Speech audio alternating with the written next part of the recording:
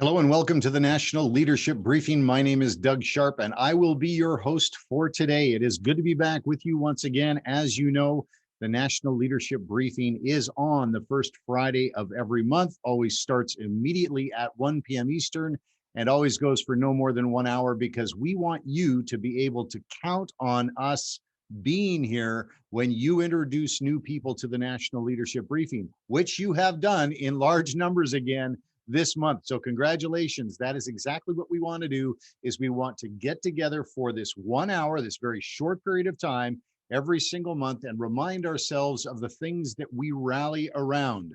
And of course, those are the things that we believe in, and that is the 4 pillars. We'll be going over that today. But let's take a look at the schedule today. We've got an awful lot to cover, and we want to make sure we are right on time as always. So let's take a look at the agenda for today. First of all, we're going to confirm for everyone here today why it is that we get together. It is critically important that we have that why question answered as to why it makes good sense for us to get together as one voice and rally around these things, the 4 pillars. So I'm going to touch on that. I'm also going to remind you of some other things like where the 4 pillar story is located so that you can download the 4 pillar story to find out where it is they came from. And you can take that story and share it within your sphere of influence with your friends and family and others who share your views and values, people who you might want to invite to rally around with us as well. So we're going to go over that as well. We're also going to remind you and review some of the people and resources that we have introduced you to in the recent past that are there to offer their assistance. If you see an opportunity locally where you can exercise your authority as a citizen or a constituent in your local communities, in your municipal governments or your school boards, we have people standing by who are experts, who are ready to help you do these things. So I want to cover and remind you of just a couple that we have out there for you right now. We're also going to do an election update. We've got some new news for you on the election prep front, which we've been talking about. And we also want to continue with what we call you training. You and I have been talking quite a bit lately about you, and that's because we know you are critically important to our plan moving forward. So you training today is going to continue. We're going to focus on you as a center of influence and why your sphere of influence is so important. We're also going to invite a special guest to join us today, a pastor who took it upon himself to develop a very, very simple training tool where he wants to help other leaders in the church have the confidence and the capability to meet with their local members of parliament and elected officials. So we're going to be joined today by a special guest. We're also going to be bringing on another special guest who is going to do something very good for us. They're going to raise our awareness of the bullies around us and how you can best respond and react when you come across a bully. And that's really something that's been happening quite a bit lately. On the National Leadership Briefing, we've been hearing back from many of you who are out there exercising your newly discovered and understood authorities in other jurisdictions like politics and government, and you're running into bullies. So we want to make sure that you are equipped and prepared on the road ahead to do your best to respond and deal with them as you come across them. And then finally, what I want to do today is I want to introduce you to an author friend of mine who has a book that I want to make sure you're aware of moving forward. It's a critically important piece of work that was put together just a short time ago in it's a new version of a previous book that was written, but it's a really important resource for you moving forward. So let us include that in our agenda today as well. So lots to cover, as you can see. We've got an awful lot to go over, but I want to make sure that we touch all the bases today because, again, you and I only have 1 hour once a month. So that's 12 hours a year. And if you also add up the 7 or 8 minutes that I touch base with you for in the midweek touch points, that's each week on the midweek touch point. We get together just to remind ourselves of what our course of action is moving forward. You add it all up, and it's only about 18 hours a year that you and I get to spend together in this type of format, drilling, training, preparing, and looking for those opportunities where you and I can exercise our influence and advance the things that we believe in into the realms of society, culture, politics, and government. So let's start right there with the first agenda item, which is why. Why would we want to advance the things that we believe in into these realms of society, culture, politics, and government? Well, first of all, we're called to do just that. We're called to take the things that we believe in and have them applied, touch, reach out into society, culture, politics, and government, and bring our ideas and our principles forward. Why? Because we believe here on the National Leadership Briefing for sure, and in my local church and in my family, we believe that the things that we believe in will bring prosperity to other citizens in Canada, to our own families, but also to others. When our ideas are applied and put into action, we believe that they are very competitive, very attractive, and will produce good results for our neighbors and our nation. We're also called to care about our neighbors. So if we have these great ideas and these great principles that produce these fantastic results, and we don't share them with others, then we're holding back. We're kind of keeping all of our all the good things hidden, and we don't want to do that from our neighbor, because there's a lot of people out there that can definitely benefit from knowing what you and I know about what produces good results in the lives of Canadians. So that's why we do what we do, is because we've got good ideas to share. We don't want to like roll over people with them. We don't want to ram them down their throats, but we do want to ensure that our ideas are held up against all of the other ideas out there in these realms and given a place where they can compete and stand alone beside other ideas and be compared and have them actually shared in a way that gives people an opportunity to try it. So that's why we're out there. We're engaging, we're salt, we're light, and we're doing all we can to advance these things for the benefit of our neighbor and our nation.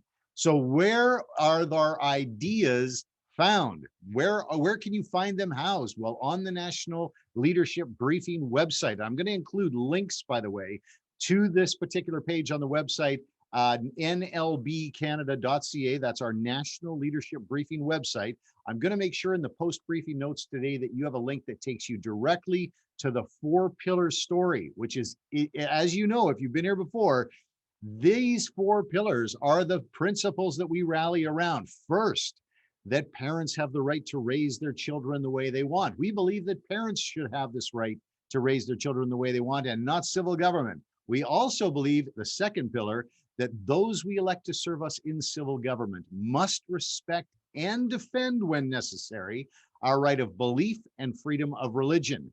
Our third pillar is that we believe that the laws and policies that are passed and enacted by civil government must provide for the safety and security of the citizens, especially the vulnerable among us. And you know what? Some people have got, Doug, that's a no-brainer. Of course, that's what the government does. Well, we just watched an incredibly unbelievable conversation taking place in the House of Commons and the Senate with specifically with expanding availability of euthanasia, where they actually took safeguards that were in place to protect the vulnerable and set them aside to advance the right of others to access euthanasia. It's really quite an amazing conversation when you think about it, how many doctors and how many people who were professionals in the medical community came forward with concerns about removing safeguards and the danger it would be to people who were vulnerable in our communities, yet they seemed to proceed anyway and remove those safeguards. So as you see, it is not just a slam dunk that civil government checks that box first of ensuring that laws and policies are safe for vulnerable people. So that's the third pillar. And the fourth pillar, of course, is that we believe that it is inappropriate for civil government to heap debt on the backs of our children and future generations. That is happening at an alarming rate now, where it is not just your children that will be bond servants of civil government, but in fact, this is now your children's children that will be paying this debt off well into their adult lives. So it's a great concern to us, and we want civil government to begin the work immediately of lifting that burden of debt off of the backs of our children, as opposed to continually adding more and more debt onto them, creating an ever greater or excessive taxation model that they're going to be dealing with when they grow up. So that is the 4-pillar story. Those are the 4 pillars. The story itself as to where they came from is going to be a link in the post-briefing notes today. And I encourage you to download that story and become familiar with it. So again, you could share it with other people that are in your community, in your church family, your neighbor, and other members of our nation, other citizens in the nation, so that they can have the the opportunity to rally around these things with us. So please take a look at the post-briefing notes for that.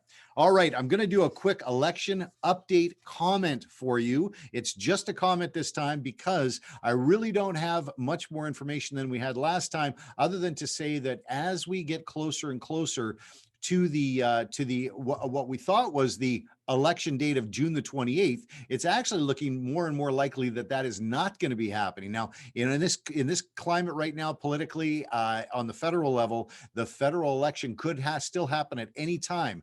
But I want you to know something, that we really need to remain vigilant no matter when we hear the election is going to take place, whether it does end up being on June the 28th or whether we end up at a date further off into the summer or fall. We need you and I to continue to prepare ourselves for that date, because on that date, not only do you and I want to be as prepared as we can be to make an informed choice as to who it is that either represents our views and values or is willing to represent our views and values in the House of Commons and in the Senate. Ultimately, we want to make sure that we are there making that informed choice. We also want to have time to bring others with us in that understanding as who is the best person. So this is why I'm also going to be putting in the post-briefing notes today that election prep document that reminds us of the things that we believe in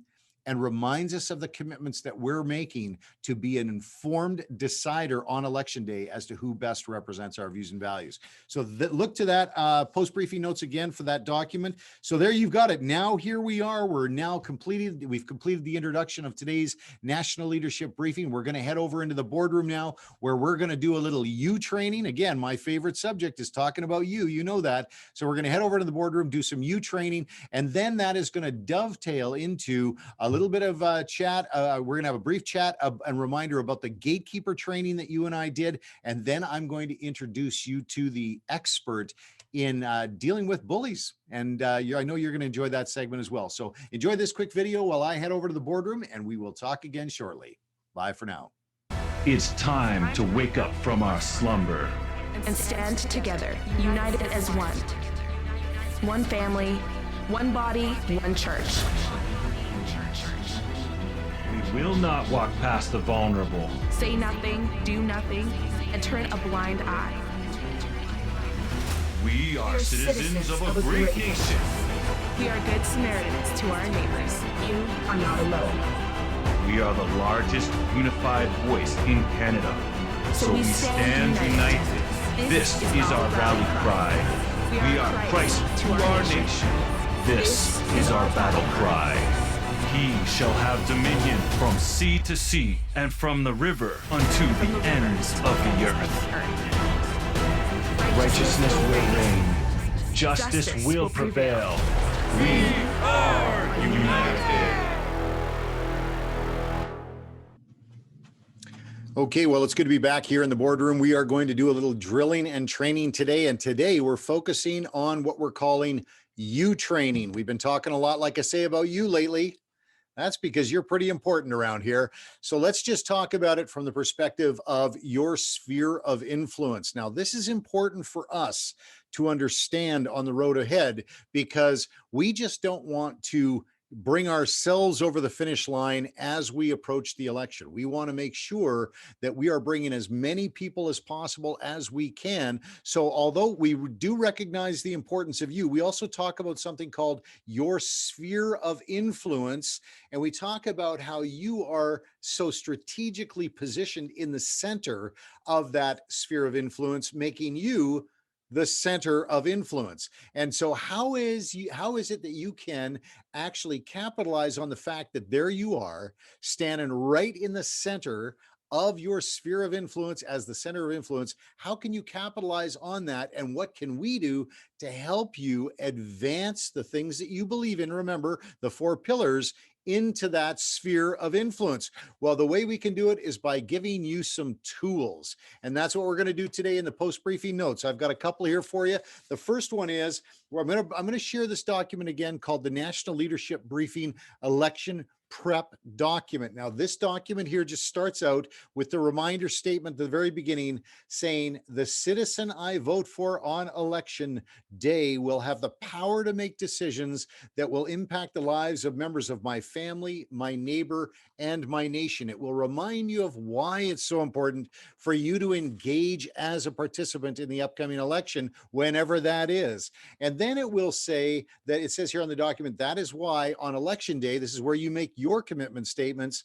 I want to make an informed choice as to who I vote for. And on election day, I want to choose someone who shares my views and values, or is at least willing to represent my views and values while in office. So there's all sorts of great information here as well. But then it comes, like I say, you're taken care of. You've made those personal commitments yourself by using that election prep document.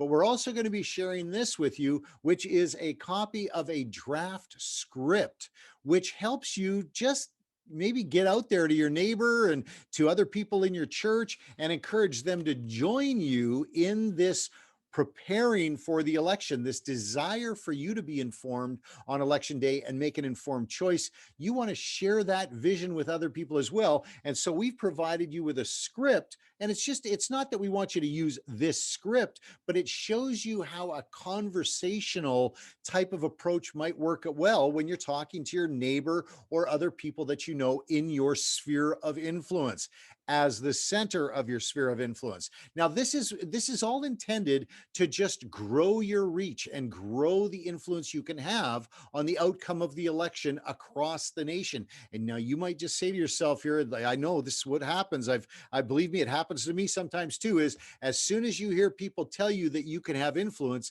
there's a little voice in your head that says, you know what, I don't think I can have influence. Okay, you're just gonna have to set that aside, because I can tell you that you're going into this thing with thousands of other people across the nation who share your views and values, who are all doing the same thing. So your bit that you do in your sphere of influence is going to be added to the sphere of influence of Bob's and Carol's and everyone else. And can you imagine if we all did this, if we all got prepared to make that informed choice on election day and looked for the person and the party who's willing to stand for a parent's right to raise their kids the way they want, is willing to respect and defend our right of belief and freedom of religion, who's going to only support laws and policies that provide for the safety and security of the citizens, and of course, who will begin the important work of lifting the burden of debt off the backs of our children. Can you imagine if we all did that all at once? Well, that's super important for us to do. So I want you to recognize your place as the center of influence within your sphere of influence,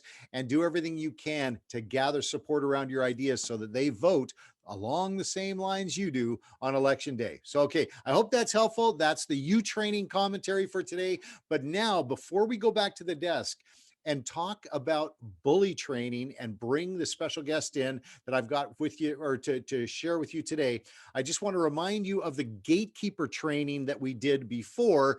And that was because we knew that as we begin to discover our citizen, constituent, and political party authorities, and we start to exercise them out there, we knew, and we warned you, we told you this happens at times, that there are going to be people on the road ahead that you will encounter that will look at you now exercising this newly understood authority that you perhaps didn't know you had before, but they might choose to try and restrict your access to the processes where you would apply that authority. Now, let me give you an example here, just remind you here, as you go through life and you gather all this information about your authorities, you also want to enter into the political processes that decide who it is that is going to govern. Now, if you've seen this template before, you'll remember that this is called the sphere authority template. And it talks about the individuals in society who have their own jurisdictional authority and their area of responsibility.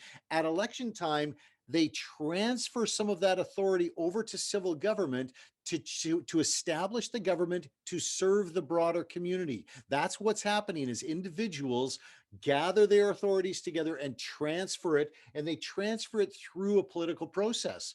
Well, if as a citizen, you've just discovered that you have these new authorities that you can exercise and you decide to get engaged, and then all of a sudden somebody says to you, oh, we don't know if that's a good idea that you get involved in this process to establish government. We don't think that's such a good idea. And they try to limit your access. That's a gatekeeper. That's somebody who's trying to keep you out. Let me give you an example here. At political party conventions, part of the political process is the party establishing their policy. So if you tried to enter the process that is going to set the policy of a political party, and there are people there that say you can't participate because your ideas aren't compatible with ours, then those individuals are called gatekeepers.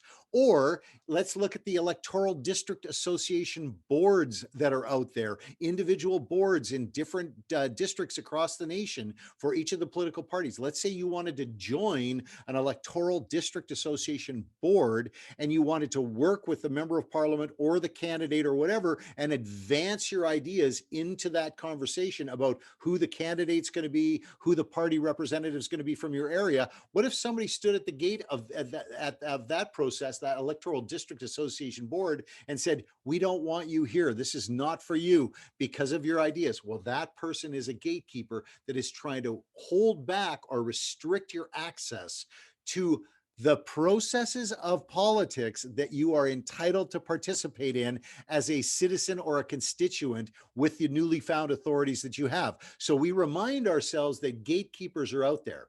But I'm going to go back to the desk now, and I'm going to also tell you about this other person, the bully that's going to be out there in front of you. And I know that he's going to be out there in front of you, or she's going to be out there in front of you, because we have heard it happen that some of our folks obviously have run into these challenges. But let's get back to the desk, because I'm really anxious to introduce this person to you, and we'll begin the conversation, the training on what to do when we run into a bully.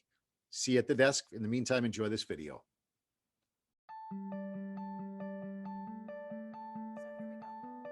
Did you know in the dictionary there is no clear definition of workplace bullying?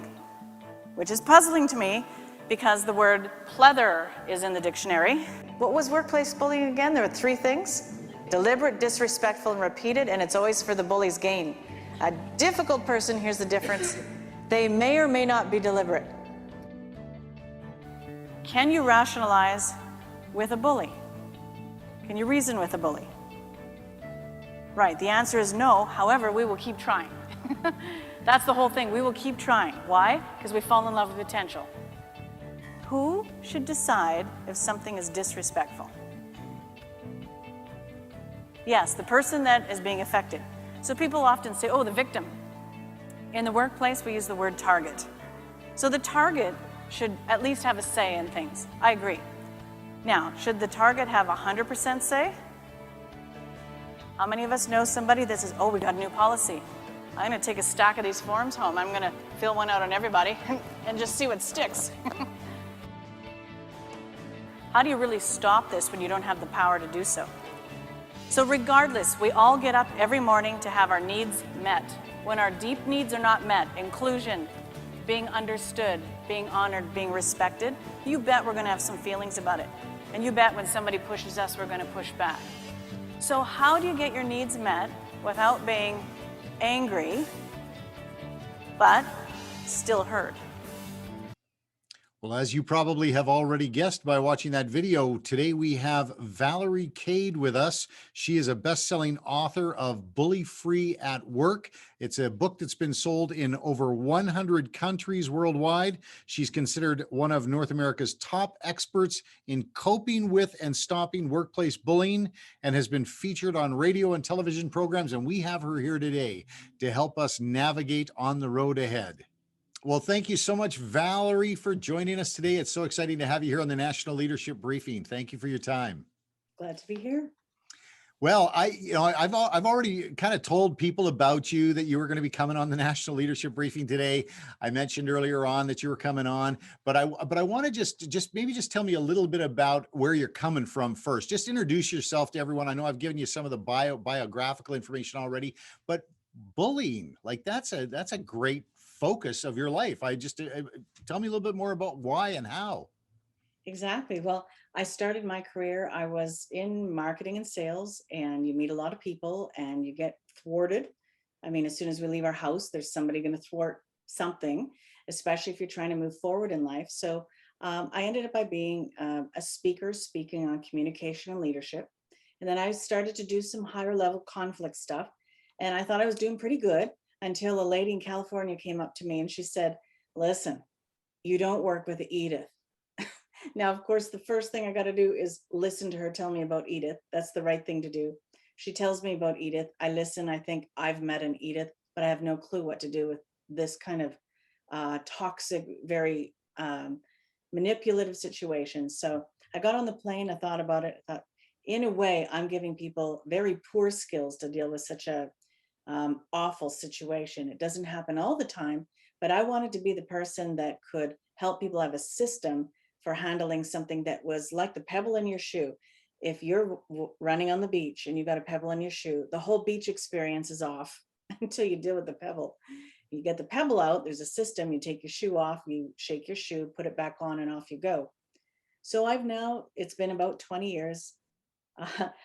I've met a lot of people, and I want to say this too. Knowing the difference between difficult people and bullies is important, and because they're two totally different strategies. But if you can have two strategies in your toolkit, then you can really fly, and you can then take on great leadership positions. Whatever you're called to do, then you're, I would say, more equipped. Well, I'm glad that you mentioned several things that are so important to the people that we serve here on the National Leadership Briefing. Because first of all, we encourage everyone here that attends a National Leadership Briefing to stay where they're at and allow us to serve them there. Where they are at is where they're called to be, and we encourage them to stay there. But we also encourage them to take that moment there when we start to exercise our newly discovered authorities when it comes to constituent authority or citizen authority here in our nation. Sometimes we run across these people that we really need to, first off, as you say, discern whether are we just in a difficult situation, or do we have somebody who's just challenging our views or challenging our ideas, or are we dealing with a bully? Is there a way that you can help us to understand, first off, if we're facing a bully or if we're facing just some other person that wants to challenge us or spar with us even? Exactly, because there's all different types of personalities for sure. And one thing I know about Canadians, they want to think the best of others. So our tendency is to say, oh, they didn't mean that, or you wouldn't believe the type of life they have, so I'll give them an out. But that's dangerous if you're dealing with a bully. So what is the difference between a bully and somebody who's difficult? So for somebody who is actually bullying, it is absolutely intentional, and they do know what they're doing. And it is absolutely disrespectful. Well, who gets to decide? The target, the person they're going after. But the thing is, it's repeated over and over and over again toward that one person, or it could be toward one group. So, for example, a group of faith-based people could be bullied, as a faith. A group of, say, nurses could be bullied versus the physicians. So it can be groups, which would be then group to group, or it can be a person. So it's deliberate, it's disrespectful, and it is repeated over and over again. And the motivation is to actually harm. So that is pre-thought and it is intentional.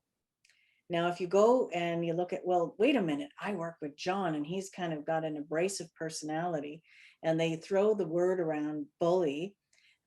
We often use that term because, well, it just sounds so good. And plus we get a little bit of compassion from folks. It rolls off the tongue easy, 5 letters. What do you call somebody who's difficult? Well, that sounds so clinical. It just sounds so much better to call that person a bully. But the mistake we will make is the person that's just simply difficult, their motivation is much different. They're doing it for self-preservation. So they might be ornery or defensive or combative in order to have their own needs met. But they're not thinking in their mind, wow, how can I get Doug? How can I embarrass him in that meeting? So it's the intentionality that makes it bullying and the repeated nature of it. So you have two camps right there, a little bit different on handling each one. Yeah, intentionality. Yeah, so it's pre-planned Mhm. and it's an intentional an act, repeated act. Yes. And Over. it's to either an individual or a group. So I think maybe that's what some of the folks that are that join us on the National Leadership Briefing are experiencing, because I get the feedback. For example, we just recently mobilized many people into a policy development process within a political party. Mhm. And because we are for the most part, the political movements like to give everybody brands, and so they'll say, okay, you're fiscal conservatives or you're social conservatives, and they try to put you into groups. So the group of what they deemed us to be were social conservatives, socially conscious conservatives that were attending the conference. That there were individuals who were within that process, within the political process, that were targeting social conservatives as a group, and then our individual participants that we mobilized into that process, they encountered these bullies, and many of them were brand new to the process. They'd never even been involved in any kind of political process before, so it was very new to them. So is there anything that you could have or that you can provide us in the way of information as to when you discern now that you're dealing with a bully, what's the first thing that you need to keep in mind if you have no experience and you're on an unfamiliar, I guess, unfamiliar piece of terrain, like a political conference or whatever? So you're saying in this case, you were named and you didn't want to be named, and then they were going after the group, like maybe making unfair comments, et cetera, to put the group down, to keep the group down. Is that what happened? Well, I almost get the sense from what I hear and what my experience has been in politics in the past is that there is a conscious strategy to identify individuals within the social conservative movement, Yes. then drag them out onto the carpet, so as to speak, and make an example of them to almost in front of everyone else, show them that this is what happens when you bring these kinds of ideas. It's almost like making an example of, it sounds like bullying to me, but does that fit the definition? It's a little hard to know, but it sounds like control, and it sounds like you don't want it to happen again. So we can start there, Yeah. regardless of what we would call it. You want it to go away. Mhm. So what I often say to people is, when you're in a situation like that, there's a saying, the first sale is to yourself. So you have to be sold that you are worthy, you have something to say, you have every right to say it, you maybe been called to say it, and you've got a group of you around, in a mission to move forward. So, but when somebody comes at you, that can shake that foundation, and you start doubting yourself and saying, am I too bold? Am I saying that too forthright? Should I back off? And so we then see people like become vanilla, beige. Like, that is just the worst thing for society, is to dampen down your call, what you're being called to do. Because of what? Because of fear. Well, fear of what? Oh yeah, fear of what? What's the worst thing that could happen? Right. Really, what's the worst thing that could happen? So the first thing I say is, first of all, get reconfirmed about the mission, and check it out. Like, hey, am I on the right path? Are we aligned? Are we supposed to be doing this? Okay, reconfirm the conviction for that. Second thing, you've got a group of people, let's say, that can support you, and that's very important. And you can talk openly about this. So now you've dealt with the confidence issue. Instead of like tail wagging the dog, you're trying to appease the other person. Stand firm. The second thing is dealing with anger, because we can certainly be angry when these things happen. And anger is, I don't know, I think it takes a lot of power away to be angry. Now you can have righteous anger, but righteous anger comes with a sense of meekness, I think. A peace inside, knowing, yes, I'm angry, but I'm going to deal with it this way, in a godly way. So dealing with the anger means you don't want revenge. You don't want to hurt them back. You're actually going to answer. You're going to find some people that are pretty self-contained, and they'll be doing things like using a little bit of humor. And I go to Ronald Reagan when he was debating, I think it was Dukakis years and years ago. And Dukakis made the point in the debate, well, you're pretty old. Like, what are we going to do with that? And remember Reagan's response? What was He that? laughed and he said, well, these people in their youth, they've got a lot to learn. And he had I forget what it was that he said, but he laughed a little bit, chuckled, never reacted to it, but he responded. Now, to me, I think Reagan went into that debate thinking, I know I'm old. So what am I going to say when they call me old? Right. See, right. Chance favors the prepared mind. So when we may get targeted or bullied or hammered, I would say make a list of the things they might come at us with. And then when they say them, well, what you're ready for it. You're prepared. So 2 points of readiness. One is your own self, your self-confidence, that it's the price of leadership. This is going to happen because it's survival of the fittest. And some people play dirty. And the next one is to be reconfirmed and convicted on your overall mission. And so therefore you speak with a sense of boldness and purpose and peace, actually. And so if people see you being peaceful while you're being attacked, then they're still sold on you. Yeah, there's a lot to that. Well, you know what? But it's so interesting to me because what you're bringing to light is a lot of the things that we affirm on the National Leadership Briefing here. We only have, and we talk about this on the briefing, we only have 1 hour once a month to connect. But we want to remind ourselves that first off, you're not alone. That is someone who's there. That as far as standing there and affirming who you are, we're constantly reminding ourselves. We talk about it all the time. We're there to advance the things that we believe in into these realms of society, culture, politics, and government, because we bring good ideas. We have confidence in our ideas that these ideas will bring prosperity to others, and we want to share our ideas in a way that allows them to compete. We're not trying to. I said in the beginning of the briefing today, I said we're not trying to ram anything down anyone's throats, but we do want to have the playing field level so all of us can contribute. So now what you're suggesting here is that there is now a system that is available through your organization that helps people on an ongoing basis learn more about bullies and how to affirm themselves and develop better skills in dealing with them. Is that fair? Yes, I say you can't care about what you don't know about. And I find so many people don't really know how to identify bullying and handle it. And again, it's different than conflict. And when you have the system, then you say, well, I'm going to use the system now. And it says a lot more about the person bullying than it does about you. So you're not stuck in being offended and worried and less confident. You're on with your system.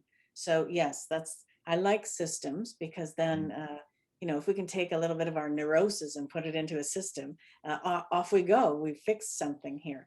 But I find that a lot of people don't have a system for the way in which they likely will be attacked if they're pursuing leadership roles or just part of society. Thank you so much for that. Is it okay if I make the commitment today to everybody that I'm going to be posting information in the post briefing notes, information on where they can find you, how they can stay in relationship with you through your website information and anything else that you'd like to share. But also, can I also invite you today, Valerie, if you would consider having a permanent place on the National Leadership Briefing website where we can put a link there to your resources as well? I'd be happy to. If this allows people to be unlocked from these unfortunate circumstances, I'm all for it. I would love to hear people's success stories when they break free of some of these things. Absolutely. Fantastic. Well, thanks so much for your time today, Valerie. I'm looking forward to having you back again. But in the meantime, bless you and your work. We're excited you're doing what you're doing. Thank you. Bless you all. All right. Well, Valerie Cade, everyone, great resource person to have here working with us on the National Leadership Briefing. Thank you so much for spending time with us again, Valerie. Remember, everyone, to look to the post-briefing notes today where we will have resources and links available so you can stay in touch with Valerie and gather that all important information so you can prepare for the road ahead in case you run into that person that we're talking about. Okay, we're going to just watch this really quick video to remind ourselves of the reasons why we come together, the things we rally around, the 4 pillars, and then I will be right back and introduce you to Pastor Cavanaugh, a pastor who has taken it upon himself again to help others in the faith community with resources he feels are useful. Thank you so much. We'll be right back with you. Stand by.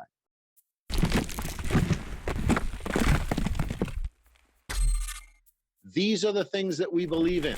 First, that parents have the right to raise their children the way they want. Second, that those we elect to serve us in civil government must respect and defend our right of belief and freedom of religion.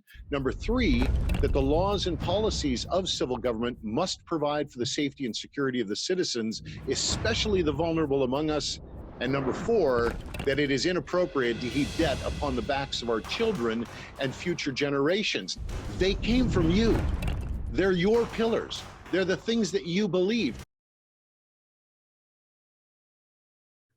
Well, thank you so much, Pastor Kevin Cavanaugh, for joining us today on the National Leadership Briefing. As always, it is a pleasure to have you with us. Yeah, Doug, I'm delighted to be with you. I'm always delighted for any chance I can be with you. So thank you for having me today. Well, it's good to have you because you're somebody who has seen a need, and you've always been someone who wants to step out there and help fill that need. You always want to help serve others. And one thing that you have noticed, and something that you and I have talked about here, is that there's a lack of comfort out there in many citizens' hearts and minds about meeting with their elected officials or even candidates that are potentially running, and having conversations about what's important to them. And so you and I talked, and you said that you've been actually having some great success in using a resource that you've developed to help bring a sense of ease to people about meeting with their members of parliament. Is that pretty much on spot? Yeah, Doug, that's on spot. And you know what? The fact is that you and I know that people have in general can be intimidated even to come to meet with their pastor, even when they love their pastor. Positions of authority, they do something to all of us, especially political authority. People can feel so intimidated. And so, yeah, I've created a resource to try to assist people to have a general sense of what to do and how to even approach it. Well, fantastic. So what I'd like to do today for everyone who's joined the briefing here and for anyone who's watching this video after the National Leadership Briefing was broadcast is I'm going to hand the screen over to Pastor Kevin. And Kevin, if you'd share with us this presentation, I would sure appreciate it. And then what we'll do is we'll follow up after you finish. Yeah, okay, Doug. So I'm going to do that then. And one other quick word that I would share, friends, is that this isn't coming out of some huge political background that I've had or all kinds of experience that I have. Really, I've just gotten into the game on a deeper level recently.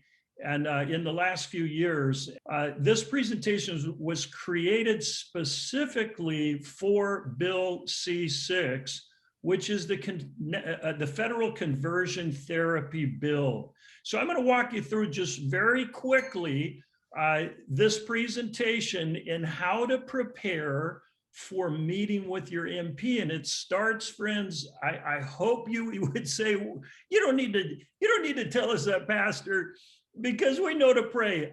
I find that this is a step that we can actually assume, presume, and not have happen. We've got to pray. Without prayer, our meeting is senseless, friends. If God doesn't act, if God's not in it, if he doesn't move, it's not going to work. I've included scripture to each of these, but for the sake of time, I'm not going to read all the scriptures. We only have a few minutes. I am going to do a further presentation. Doug's going to share with you about at the close of this presentation. The second step is to contact your MP, their office, and the reality that I say to people, you're contacting by email or by phone, and I'm encouraging people to actually ask for a 15-minute, be precise, a 15-minute Zoom meeting. You want to actually meet with them, okay? And you're far more inclined to get a meeting on Zoom. Obviously, in person could happen, but not necessarily likely today with the COVID. Now, I just want to let you know, and you notice that I've used the Luke 18 on the persistent widow who just wouldn't give up. I'll tell you what, everyone that I've worked with have discovered that it's not near as easy to get a meeting with an MP as it ought to be, or as you might think it should be. So you're going to have to make multiple contacts. You're not, in most cases, you're not going to get an appointment in a week's time, friends, maybe not even 2 weeks' time. You're going to have to be persistent. The next step is to show honor to your MP, okay? And a spirit of honor. Listen, show honor to, the scripture tells us, show honor to whom honor is due. And regardless of how you feel about their politics, regardless of whether you agree or disagree, and I'd let you know that I've spoken to more MPs in the last 60 days than in my whole lifetime put together. And most of them have not been MPs of the party that I support, okay? At the same time, I'm called to honor them. The next thing that we need to do is that we need to express gratitude, right? Letting them know that we're thankful for their service, letting them know that we recognize that it's not easy to do what they do and that we appreciate them being public servants. Friends, here again, honor and gratitude open doors. And oftentimes when you and I approach this situation, we're a little tense. We can be a little upset. We're a little worked up, a little bothered. Perhaps we're a little intimidated, and that all affects us. These attitudes reverse that.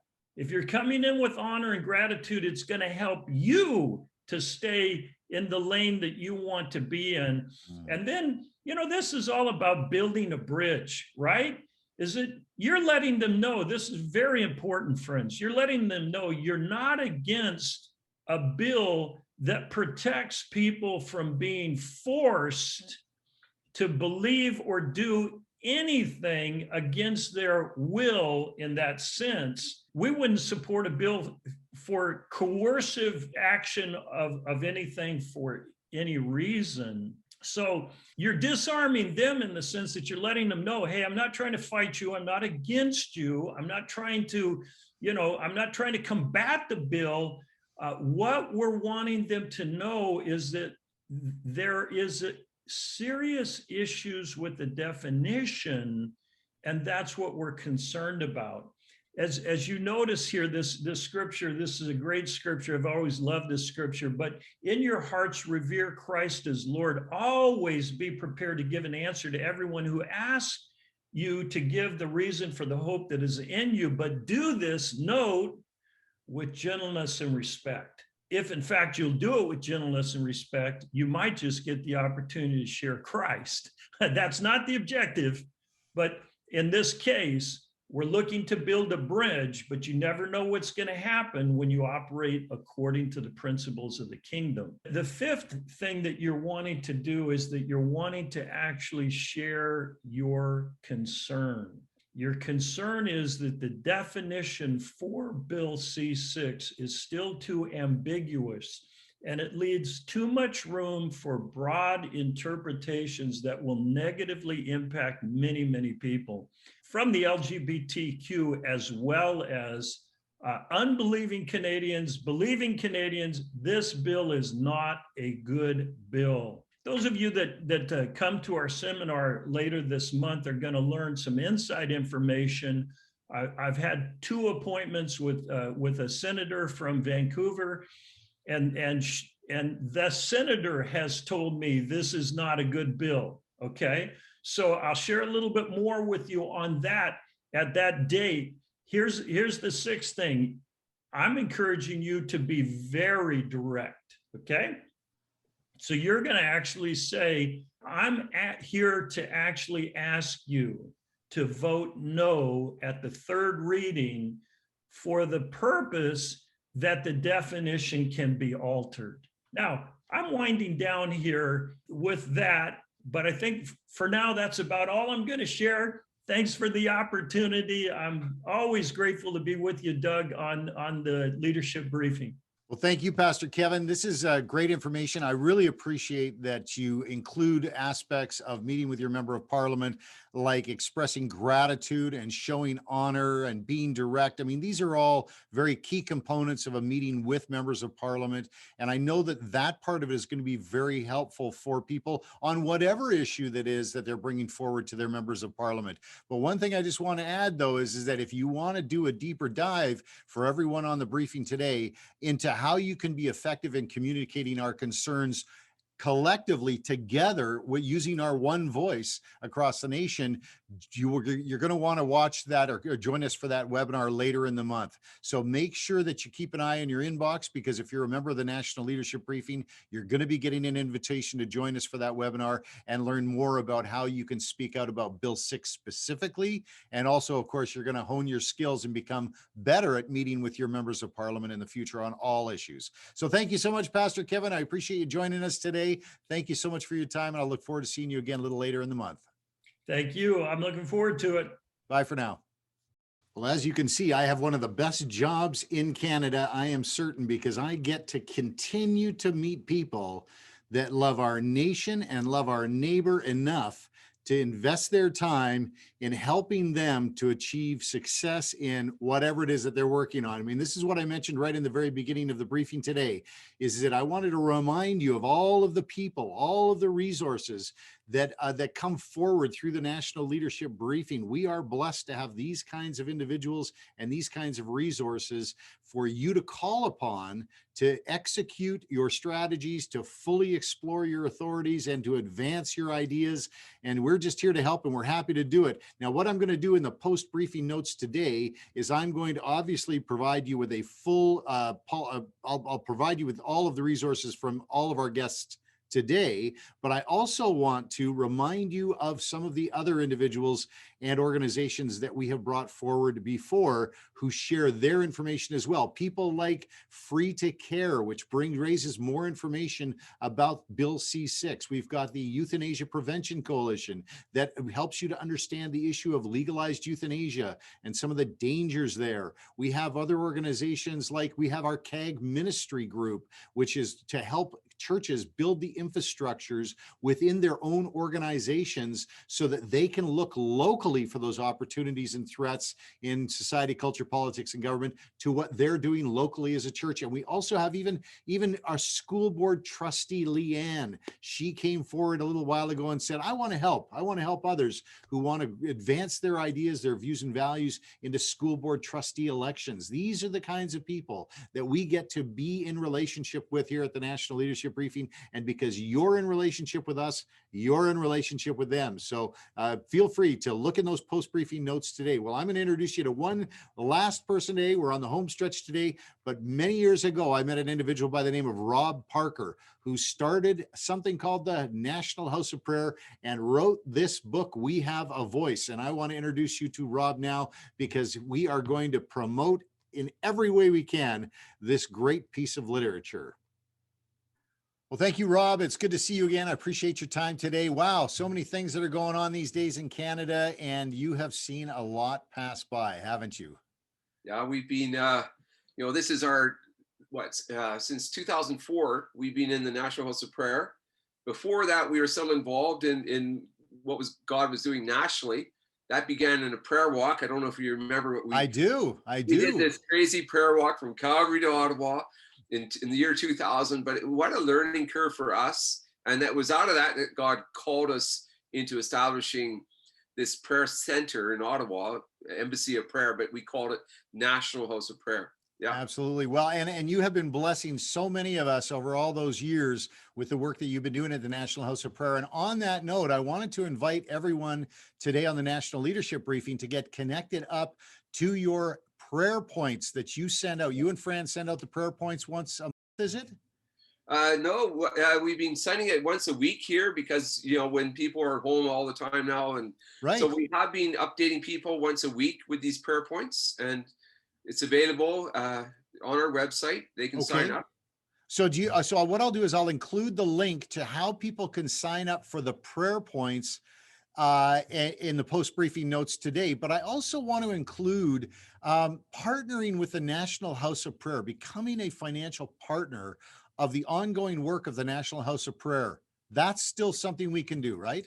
Awesome. And you know, we're filled with vision right now. God is showing us things that we can engage with and do. Like, we want to develop a whole canopy of prayer over Canada, that every MP would be regularly prayed for by their own constituents, and establish that across the nation. So prayer is going up, you know? Absolutely. It is the thing to do. Okay, so I'm going to include that link as well. But today, I wanted to finish off today because you are the author of this book. This is one of the greatest election preparation tools I've seen. Wow. Tell us, for people who aren't familiar with this book, tell us a little bit about it, and then tell us how we can get it through you.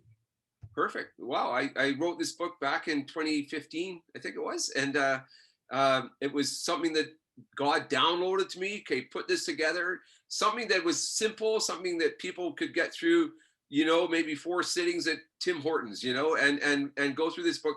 But the whole goal of it is to prepare them so that they're more engaged in what's going on in our nation, more engaged in the public platform, but also that they're going to be spurred on to vote, and that they don't just vote, oh, because I like that person's hairstyle. They vote because they've done research, they know what they're doing. And that's why we really want to support what you're doing as well, Doug, because it's so key in informing people of what's going on. So, yeah. Well, when it comes to election prep, and what we've been talking about this, the whole briefing today is we have been talking about arriving on election day and being informed on that day. So one thing I love about the book, the way you've related out here, is that you've got chapters in here like, should Christians vote?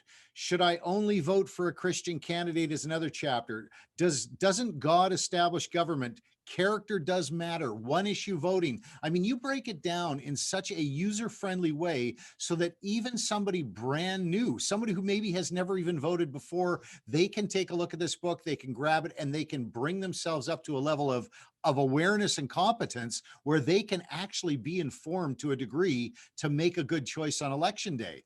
Brilliant piece of work, Rob. Absolutely. Well, thank you. And it's biblically sound. There's a lot of scripture references and even some prayer focuses in that book that will help people. Now, if somebody wanted to buy one of these books or a case of these books for their congregation, where would they go? What would they need to do? Well, they can get that from you. I know you also distribute these books, and that's wonderful. And normally we sell them for $10 a copy. They can get that on our website. It takes them to We Have a Voice, and they can use PayPal and get that sent to them. Or if they're going to, like, often we've seen 22,000 of these books go out, where like a pastor will buy a box of these books of 100 of them to send for his congregation, and at that point they buy them for $7 a copy. You know, our goal is to get as many people really informed and engaged as possible. So yeah, that's how they can do it. Fantastic. And one thing I got to encourage you, if anybody who's watching this right now, if you're a pastor, obviously buying it by the caseload, that is a great idea. But if you're a marketplace leader in your church and you want to bless your church family by just sponsoring the purchase of these, feel free to do that, because you can. I'm going to put the link to how you can buy these in the post briefing notes today for sure. But I can't think of a better single tool that represents greater value than this leading up to the election. And so I'm just going to encourage everybody, as many as you feel the Lord leads you to purchase, well, buy twice as many as that then. Go buy twice as many as that. Thanks so much, Rob. I appreciate you coming on the National Leadership Briefing today. It's so nice to hear from you and see you. I'm looking forward to seeing you again in person one day soon, though, friend. Amen. Amen. Well, all right. Thanks so much. Have a good day. Oh, I love that guy. Rob Parker of the National House of Prayer. Well, that's our time today. Thank you so much for joining us on the National Leadership Briefing. I wanted just to just affirm in everyone's hearts and minds right now, we are so excited to be here walking this road with you. We love having the opportunity, the honor, and the privilege to serve you in this way. And we are excited about staying in relationship with not only you on the road ahead, but all of those other individuals that you are going to introduce to us so we can all work together, raising up the profile of the things that are important to us in the faith communities of Canada, and of course, raising the 4-pillar profile in things like politics and government, society and culture. We're always going to be there to do that. So thanks so much for your time today. And until next time, God bless you, God bless your family, and may God continue to bless this great nation of Canada. Bye for now.